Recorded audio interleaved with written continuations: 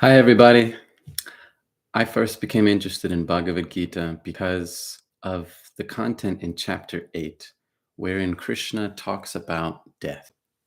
I always had a fascination with death because it seemed like the most crucial issue for everyone to be talking about and dealing with. The economy changes, the pop stars go up and down. This may happen, this may not happen, but what's guaranteed for absolutely everybody is death.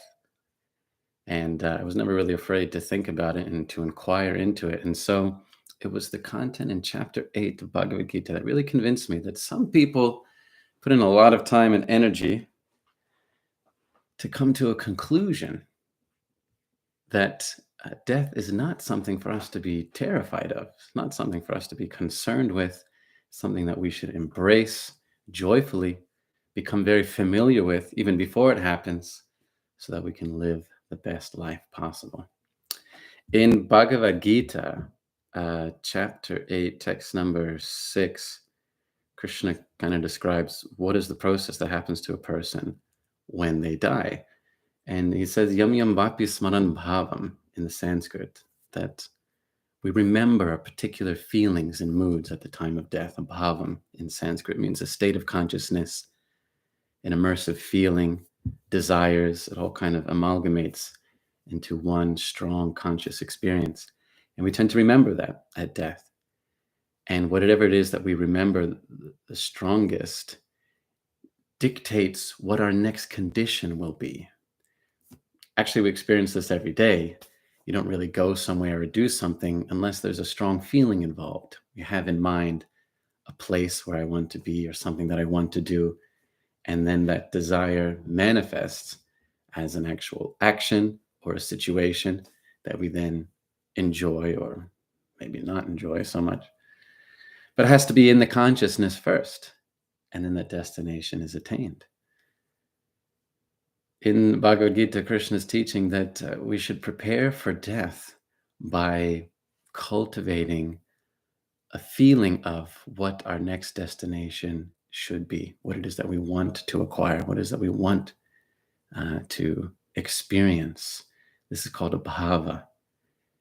If at the time of death our feeling is one of fear and frustration, anxiety, that I haven't accomplished more, that I haven't consumed enough stuff, then that will dictate that in the next life we'll have a situation which is not very nice. Most likely we'll end up in a species of life lower than human. Because animals, I mean, you can see, even without speaking their language, you can see that animals are obsessed with and possessed by the desire for very crude and simple things. Just what can I eat next, or who can I mate with, and who's encroaching upon my territory. It's a very base mode of life, a very base mode of consciousness. And more often than not, people die with exactly that mode of consciousness.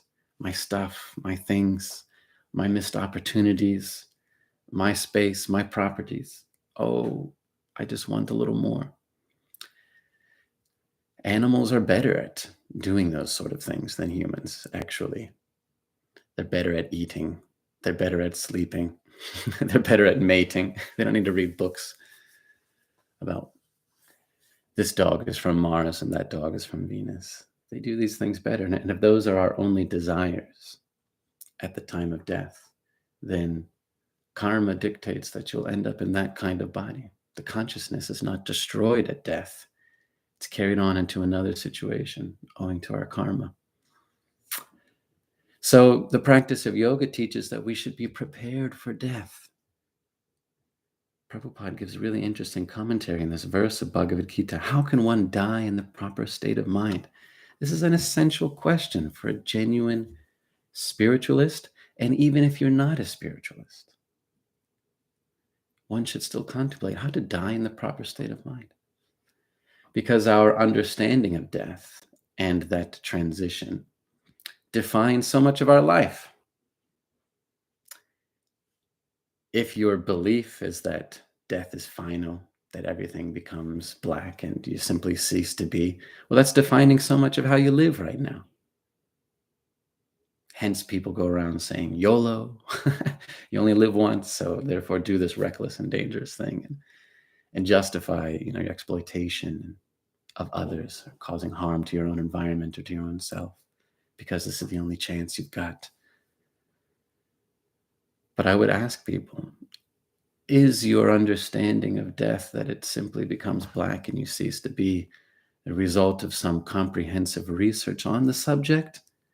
Or is that simply some default ideology as a result of fear of the unknown?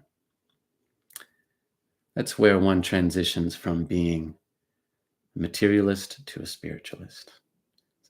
It may be unknown to many, but it's not unknown to everyone. In fact, even modern scientists have done incredible research into what's happening within the mind and the consciousness, or at least what's perceived in the brain organ, in the heart, during the time of death. There's been a lot of interesting research into how it's not so instantaneous as we might think, that how on the level of consciousness, there's a lot of activity going on. And if you really want to go down the rabbit hole, you can see research by people who've looked into reincarnation studies, believe it or not. But there's been a lot of incredible research done by a fellow out of the University of Virginia, who finds young people, children especially, who talk about something in their past lives. They mention something, some names or some locations. And then this person, he goes and he does some interrogation of them, some interview, and then he finds very interesting, compelling evidence relating to real world occurrences that these children have spoken about that happened in the past, some place or some people.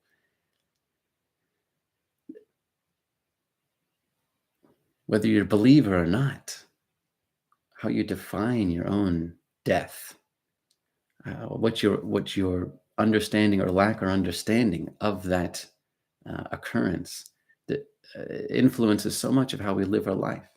And so it's very important for us to invest a little time into trying to understand it. That's why in this very interesting commentary on Bhagavad Gita from Srila Prabhupada, he says, how can one die in the proper state of mind? It's a question any intelligent person should be asking themselves.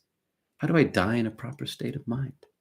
Or do I just take for granted that at the end I need to be strapped to some hospital bed, tubes and machines connected in every which way, just trying to extend this body for a few minutes more, for a few days? Is that really valuable? Is that really the way that we want to go? The genuine yogi makes a plan for death. Believe it or not, this might not be politically correct these days, but in other places of the world outside of America and the West, there are still many who make a plan for death.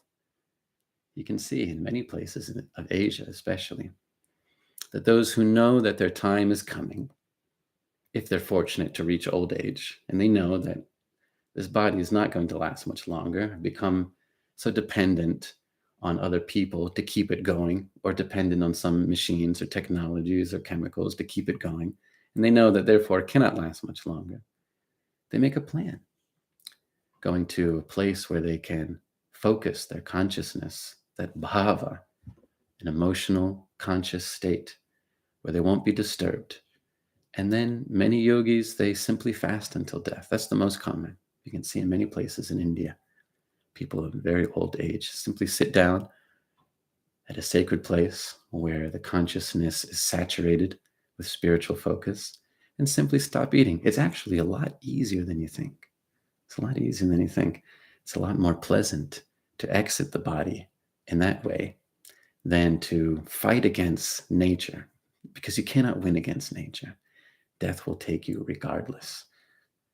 But a yogi is one who makes a plan for dying in a particular state of consciousness so that their life reaches a certain fruition.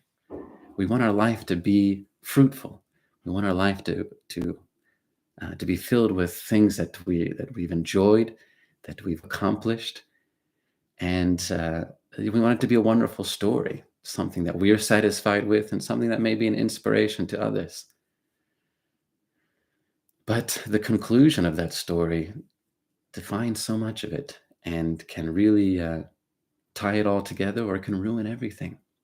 Unfortunately, too often do we hear about people whose deaths are unplanned and unprepared, and therefore diminishes the significance of so many other things that they've accomplished in life. We give too much actually attention to how a person dies rather than how they've lived, especially if that death seems, at least from external perspective, to be so miserable, to be so painful. So death can be a very defining moment for our life. Perhaps the most defining moment for our life, whether we are a materialist or a spiritualist.